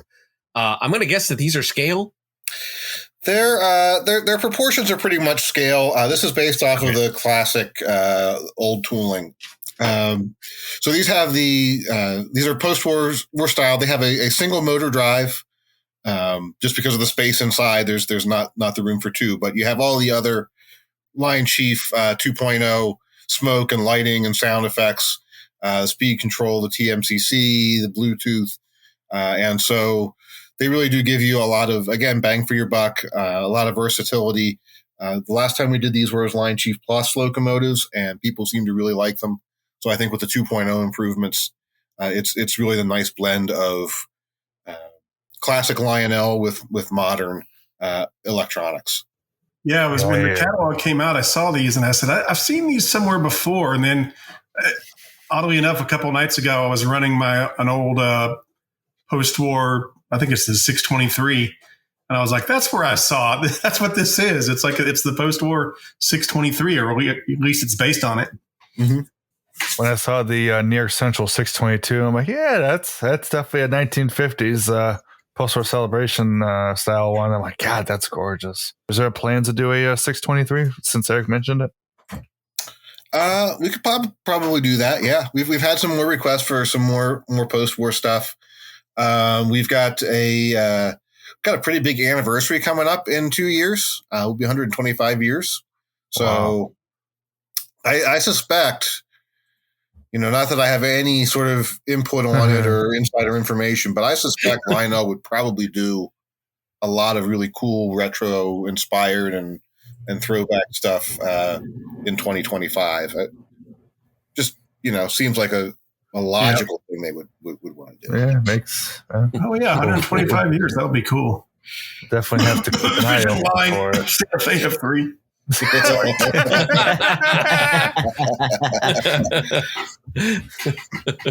Sorry about that. Had to clear my throat. Well, that's a good segue, because speaking of Santa Fe, on page 70, we have a Santa Fe auto rack set. And this consists of a Santa Fe -8 diesel locomotive. It's LionChief. And then we have 3 semi-scale auto racks behind them. So these are pretty cool. Now, this is a LionChief engine, right? Not a LionChief Plus 2.0 engine. Correct. This is the basic LionChief engine, and this will be as a complete set with your track and power supply and remote. This is the former MTH tooling. This will be the first time we've done this with the 4-axle trucks under it. So a neat set, 3 auto racks in the set, and then some additional road names if you want to expand. That's our classic traditional enclosed auto rack tooling. Has the opening end doors, 1/64th Hot Wheels and Matchbox cars slide in there perfectly. So a lot of play value in this one. I'll open the floor to anybody. Anybody want to chime in on here? Otherwise, we'll move on. I'm just waiting for you to say that you want it, Matt. No, come on. He wants it. It's Santa Fe. Come on. To Santa Fe. I'll put it on my maybe list. How about that? That's the XMTH -8, right? Yes. Yeah. The Rail King. Mm-hmm. Okay. Really quick here, down on the bottom of the page, I noticed there's a tire store here called Roscoe Flats. Mm-hmm. I'm guessing that's a Rascal Flats kind of tongue in cheek. Possibly. Okay. Yep. Hey, he's a Springsteen fan, not a country fan. Well, are you? I don't know. There's some country too. Yeah, we just got back from Nashville. It was a fun place. Hey, there you go. Music is good. Music is good music. You can't pigeonhole yourself too much. But that is true. So maybe it's Rascal Flatts inspired. I guess you're eagerly awaiting some kind of Springsteen tongue-in-cheek building, then, Matt? Huh? Yes, please, absolutely. I'll buy it. Make it the craziest thing ever. You know what? A record store would be really cool. I'm always open to ideas for sure. A record store with Bluetooth speaker inside. Yes, please. Exactly. I was going to say the exact same thing, Eric. Wow, okay. Yeah, I have the radio tower, and I love that thing. Yeah, if you did a record store with a speaker in it, oh, dude, let's go. Yeah, that's definitely one we've talked about for sure. So sweet. Mm-hmm. Awesome. All right, let's skip on to page 72 really fast. Looks like we have some milk flat cars here. On the next page, there's a couple of Bazooka Joe box cars.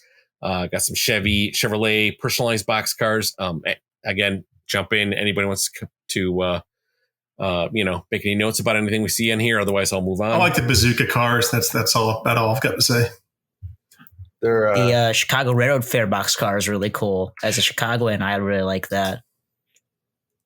Agree that I will 100% be getting the Chicago Railroad Fair box car. There was a question on the milk flats, and it was going to be, were you guys going to do additional road names like Christmas or Eggnog or Hershey's or Real Railroads? Yes, there will definitely be some more liveries on this one coming out. We typically try and hold our Christmas product for the first catalog of the year, so you'll probably see a few more things popping out in there. We have not run this car in quite a while with the Butter Dish milk car, and this will be the first time we're actually putting it on the slightly larger flat car. It used to come on a very small, frankly, not very impressive flat car. So we've made that improvement here on these to give it a little bit more heft and look to it. But so I'm happy to see these back in the line. And I'm sure you'll see some more things coming for these down the road as well.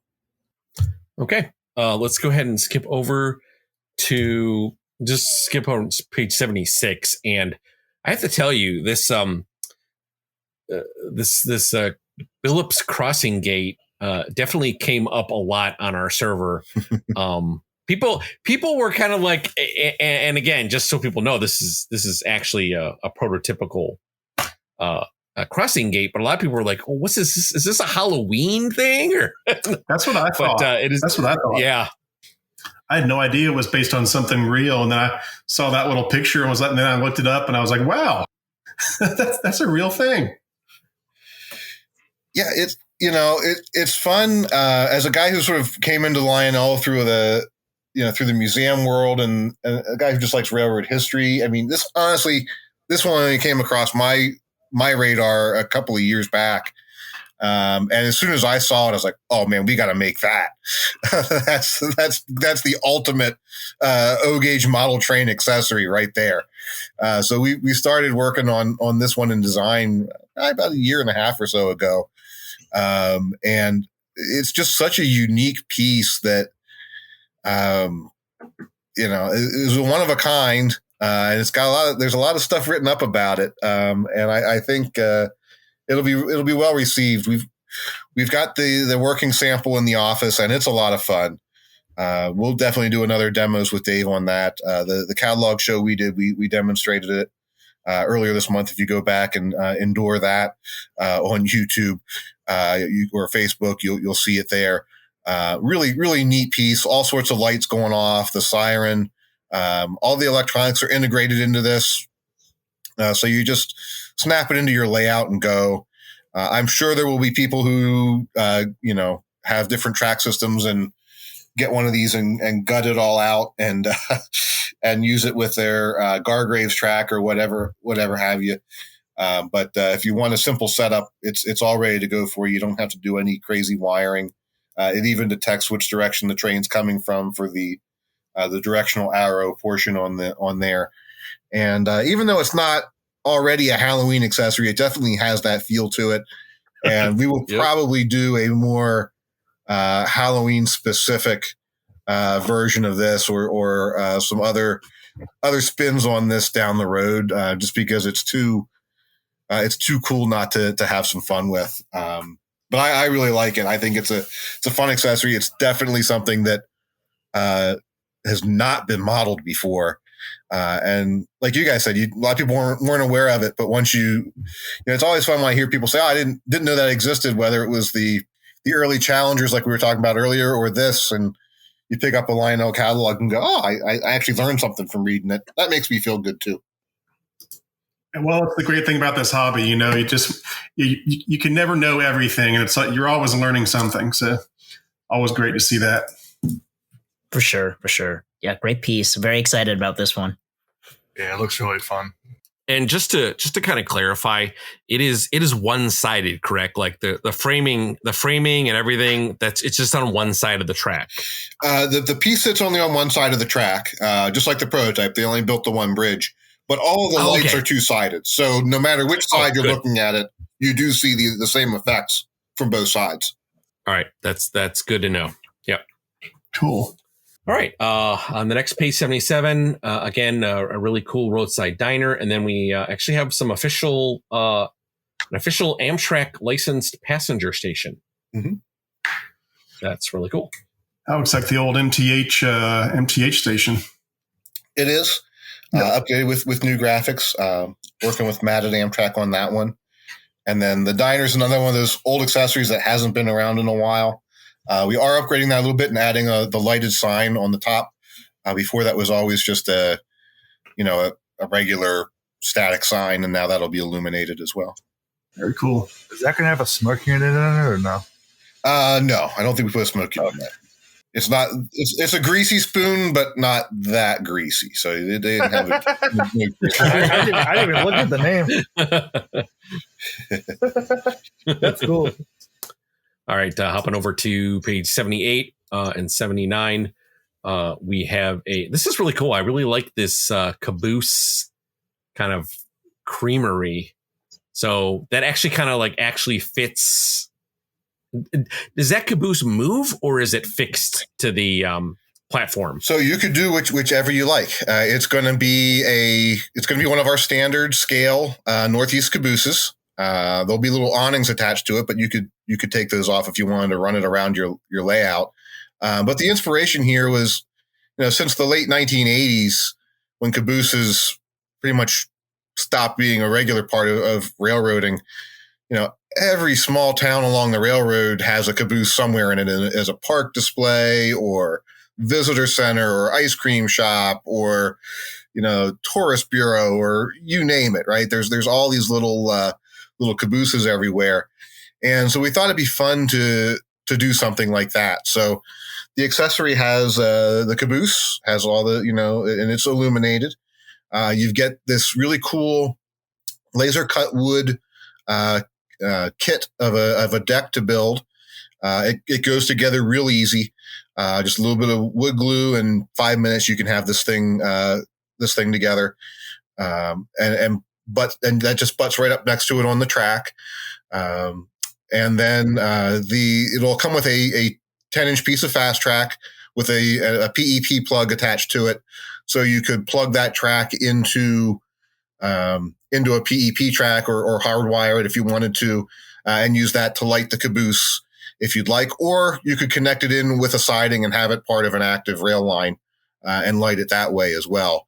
But we thought that gave you the option if you wanted to have it sitting on its own little island of track in a park beside the railroad with some kids around it getting their ice cream orders and things like that.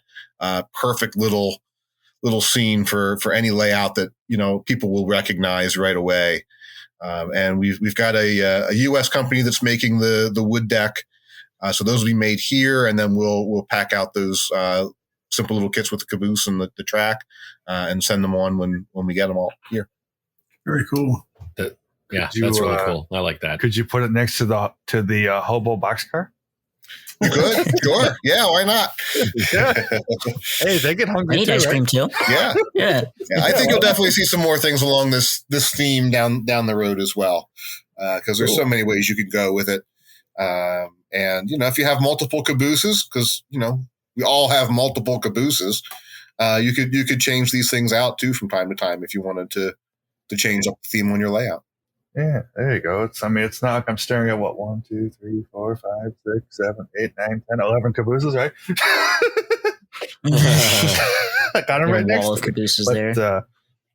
Is there a plan to maybe take this to a transfer thing for like box cars or something like that? So we looked at that too, because the deck is a really nice piece, and it didn't take long to design, and the pricing was reasonable. So if this is popular, and we've had a lot of interest, people say, hey, can you make that a separate sale piece? Could you do other variations with it? We may do some more simple kits like that down the road. The people that we're working with at the company who make that are trained people too. So even though they don't usually do this as their thing, they got kind of geeked up over it also, and we're really happy to work with us. So I think we'll definitely do some more things down this path. Cool. I like the road sign pack, and I'm really interested. I'd be interested to hear the sound effects on the she shed. We haven't recorded those yet. I have no idea what happens in a she shed, but we'll figure that out and let the ladies record their sounds for that one. Right. And I like the Grandpa's Workshop. That one's really cool too. Oh yeah. Yeah, just some more fun things we can do to add a little bit of sound to your layout and make things come alive. Well, talking about making things come alive, on the next page 80, this is really cool, these midway games, because what I see becoming, or not becoming, but has become popular is people like to put like fairs and carnivals on their layout, but you don't ever see like these midway games. Mm-hmm. And do these all like light up in the back too? Like how much of this is like lighted, or these aren't lighted.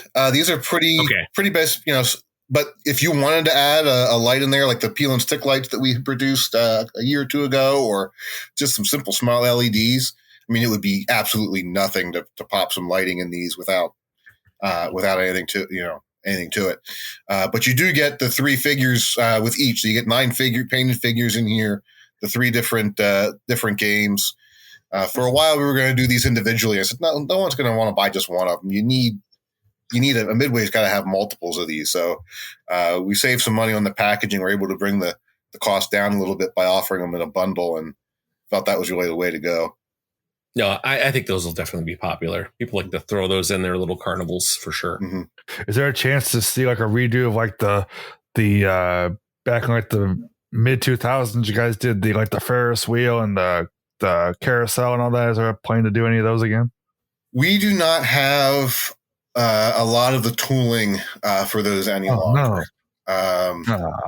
We have partial tooling for some, but not enough to really put the product back together again. So I don't think you'll see any of those from us anytime soon, unfortunately. Well, that blows. But hey, I agree. I got an answer. So thanks for clearing that up. Yeah. All right, let's go ahead and skip to page 82, which is our power and control. And I actually have a couple of questions that came in for us on control. Sure. So the first one was, will there be a way to control other manufacturers' engines with the new cab base that's coming out? If you're speaking in terms of controlling DCS specifically, no. It all comes back to the way that they've kept the protocol for that proprietary, and have not open sourced that to make DCS available for other parties like us to use. Same with DCC. We don't have any plans for DCC control with the new base. Now, anyone who's using a TMCC platform, if anything that can be controlled via TMCC, so Atlas third rail locomotives, because the MTH engines, you can run TMCC on MTH, you can't run MTH on TMCC. Those would not be able to be brought forward, but any of the Lionel products and conventional products you can. Gotcha. Okay. And the second question here is, will there eventually be a remote for the Base 3? We're going to be sticking with the Cab 1L as the remote going forward. There's no plans at this point to do an all-new Cab 3 design. Now, that is a very short-term, short-sighted, statement that I can make, because while we don't have any plans to develop a new cab right now, at some point that Cab 1L is going to reach end of life, or there will be an opportunity to do something new again. So you can never say never when it comes to new development in this, because it's always got to be some level of new development. But there are no immediate plans to develop a Cab 2 style Cab 3, which I think is what most people sort of get at.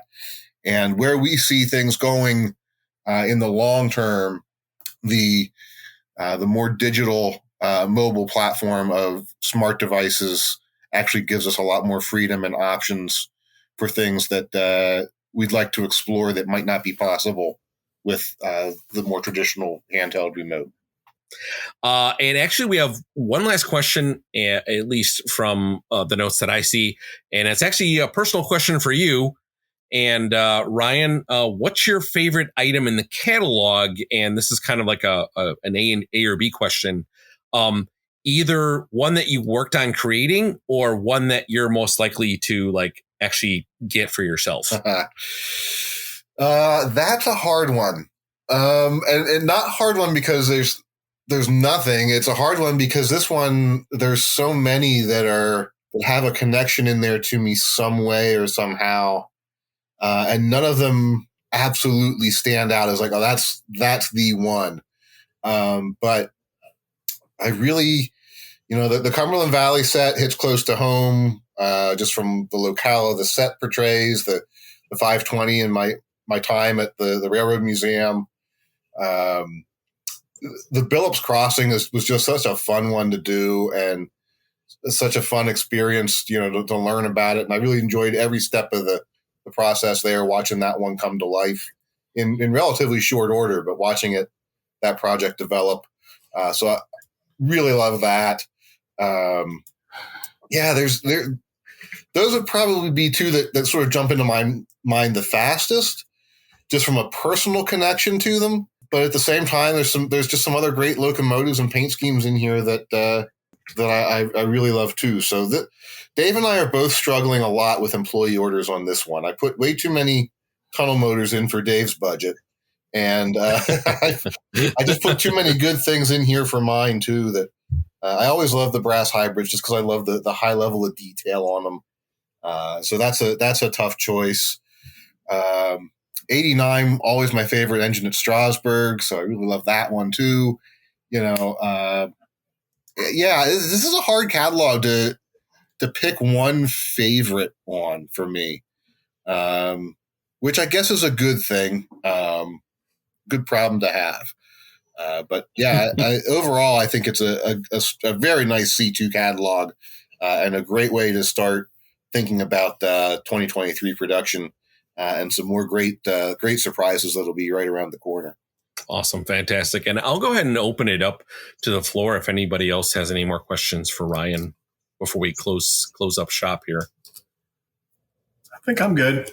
Yeah, I can't really think of any direct questions, but I got to say, this was a lot of fun doing this with you, Ryan. Always a pleasure. And I'm sorry I couldn't be here for the first little part of it, but this is a really great catalog and a lot of great pieces. Like I said, the L1 is definitely the highlight for me. But like I said, great catalog all around. Great job. I agree. I'm going to actually ask one question here. And maybe this is just because I'm a little bit out of touch with the development for the Cab 3 since this was something that some folks were asking. For the app control, are we going to see incremental throttle control, or is it just going to remain the slider? I'm not quite sure what you're getting to there in terms of incremental throttle control. So I think Eric, I think you described it best. Do you want to take a crack at it? Yeah, like on the not that I'm not to compare, but on the MTH DCS app, you can do the throttle control. Mm-hmm. Where you have a slider to make it go faster or slower. Mm-hmm.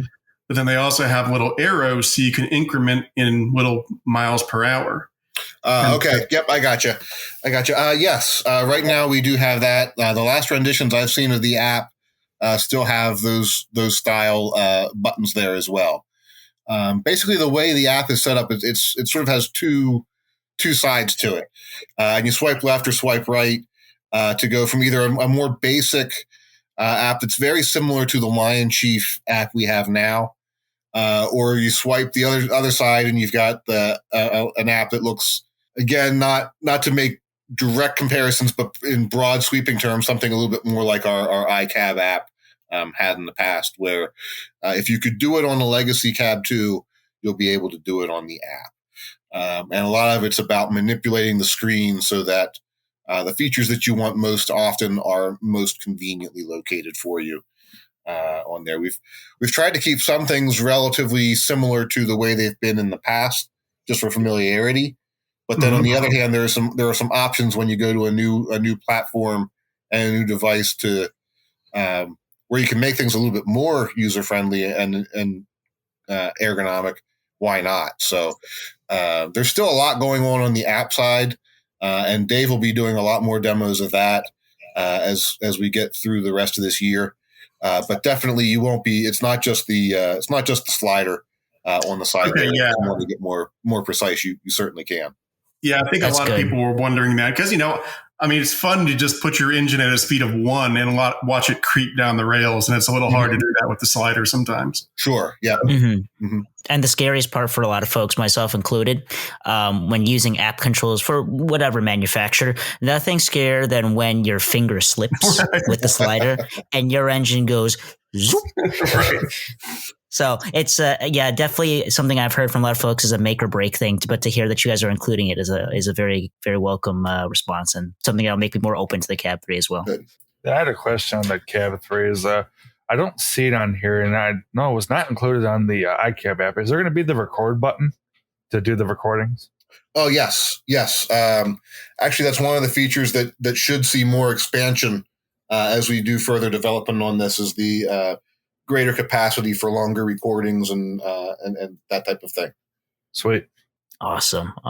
But yeah, I think unless anybody else has anything to say, I'm gonna also pull a Matt Z and also say my thank you to both of you guys for being on, Eric and Ryan. We really appreciate you guys taking the time out of your busy schedules to hop on here, talk trains, and Ryan to hear our endless questions about rivets and if things are right or this is right. So thank you, man. We really appreciate it. Always a pleasure. Yep. Yeah, my pleasure to come on here and do this. It's always fun to talk trains. I hope we answered a lot of the questions that were out there. I like that we had a chance to sort of let those questions come in and do a follow-up interview, which was nice. I think that hopefully benefited everybody a lot. And it also meant we got through it in under 4 hours this time. So that was a pretty good thing. Well, this was the smaller catalog too, so keep that in mind. But no, I 100% agree. I actually kind of like this format a bit better because those questions always come in, right? Like, I think it's almost better to let the stew cook for a bit and then field people's questions, because there's always questions that come up, especially with, some of the more prominent engines out there that people are very hardcore about. And sometimes if they see something in the catalog that doesn't look right, they're obviously questioning it, and that could directly affect pre-orders as well. Sure. Right. So I think it's good that we can field these questions, and then you can come on and answer those specific questions. Now, I know you answer them with emails and stuff too, but for at least our audience and those that listen to the Matt podcast, it could definitely help answer their direct question, and then in turn let them make a more defined decision on how they're going to do their pre-orders. And plus, considering I posted the question thing at 1:35 this afternoon, and we got basically about page and a quarter of questions. That's pretty good. Mm-hmm, for sure. Yeah, I think if we let that thing, I think if we kept it up there for 2 days, there might have been too many questions. But it would have been we'd have to cherry pick. We'd have to cherry pick some of them out of there. Probably it would have been a 4-hour podcast. It would have been like our community one, and instead of the catalog, it would just be, "Hey Ryan, what's this? Can you help us with this?" Right. But for me, again, thank you, Ryan, so much for coming on, and you, Eric, as well. At this point, I don't think we could have a catalog episode without you two coming on here. Honestly, because this is fun. Go ahead. That's nice to hear. Yeah, hearing your insight, Eric, and obviously Ryan, your expertise, and the person that obviously is in charge of pretty much getting these products in the catalog. Is just, again, just awesome that you guys come on here and talk to trains with us. And, again, we want to make this kind of a, hopefully a permanent thing moving forward. So we love having you guys on, and hopefully you'll be on for the 2023 volume 1, right? Yep. About 6 months out. Yep. 6 months out. Oh shoot! It's August now. We're inside 6 months. Right? Wow. Can you tell us what's going to be in the 2023 channel? Yeah, what's in there? Yeah. If I told you that now, there wouldn't be a reason to do a podcast in 5 months. I can't ruin all that good fun. I guess you've got a point. We'll let it be. We'll just have our suspicions going somewhere. We'll make our own guesses as to what there could be in the catalog. Sounds good. It's good. All right. Well, let's go ahead and wrap this up. Again, Ryan and Eric, you were guests on the show, so we want to make sure you guys can plug, all of your channels and social media. So, Ryan, obviously you're Lionel, but where can people find you on social media? You can find us pretty much every social media platform out there: Facebook, Twitter, YouTube. We have a TikTok account now. Go on there and watch a little bit of fun there. We have some fun on that account from time to time. And of course, just go to Lionel.com for everything, including to see the whole digital catalog, this one and all the recent past ones.